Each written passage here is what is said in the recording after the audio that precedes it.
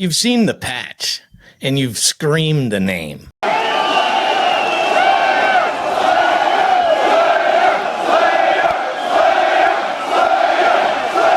dodged elbows in the pit when someone yells Slayer at a show that wasn't even a Slayer show.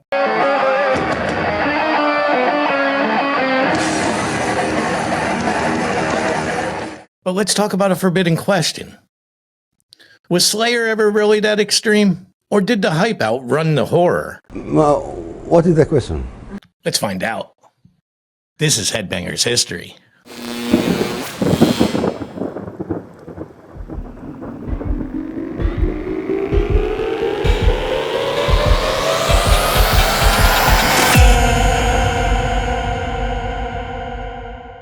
And you've just been summoned to the Great Metal Divides.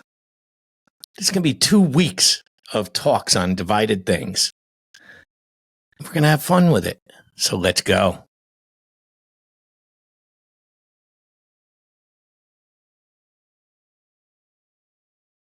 (1983), Slayer drops Show No Mercy. Through the night we rise and bow, so tonight we ride. From the depths of hell to every portrait of snake. Walk around the endless wall, house Mary must. Got satanic lyrics, got the leather, the speed. To me, it was like Venom and Judas Priest had a possessed baby with way faster double kicks, of course. Were they extreme for their time? Yeah, they were extremely extreme. Songs about hell, serial killers, war crimes. Praise Satan. Before Cannibal Corpse could even grow a goatee.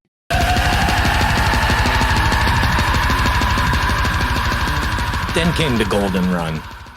Hell Awaits, 1985. Rain and Blood, 1986. South of Heaven, 1988. It's my favorite album.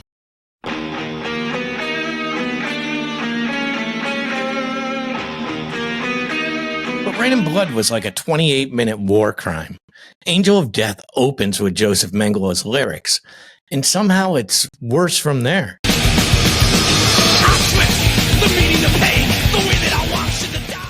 Produced by Rick Rubin, it was clean, it was fast, relentless. Rain wasn't just extreme, it was absolutely surgical. But here's the deal. By the early 1990s, death metal had arrived. You had Morbid Angel, Death, Obituary.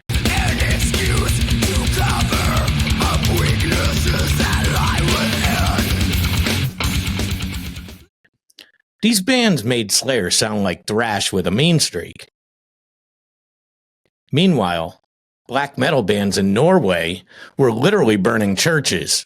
They were murdering each other. Compared to that, Slayer looks tame. Yeah, but Cal, those are two things that don't really go together.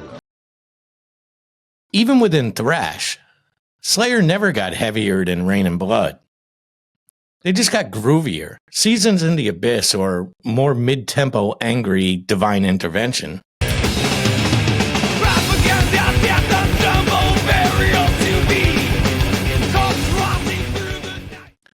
Yes, Slayer was always controversial, but not always as brutal as the reputation preceded them. They sang about Nazis, Satan, serial killers. But in interviews, Tom Araya is just like, it's just entertainment, man. Certainly your first 2 albums had lots of references to Satan. Does that mean that you take him seriously as a being? Do you think that such a thing really exists? Do you believe in God? I don't know. You don't know? Well, Do you? Obviously, if there's good, then there's evil.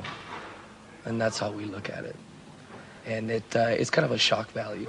I think people are really afraid about this dark image. You know, they didn't have corpse paint, no pig's blood.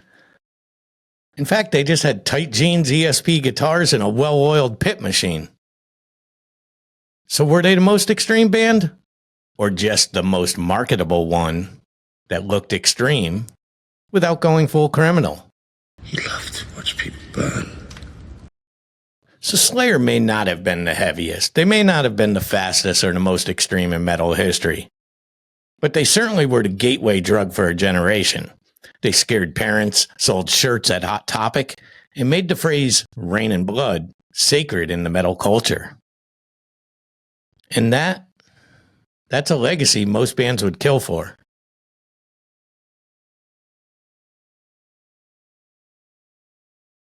So alright, metal scholars, bring me to blasphemy. Was Slayer really the most extreme band of the big four? Or were they just really good at playing the role? Hit the comments with your heretical takes. Like, subscribe, ring the bell before the blood rains down once more. And remember, every riff tells a story. I'm Fred Carroll. This is Headbangers History. I'll see you again tomorrow.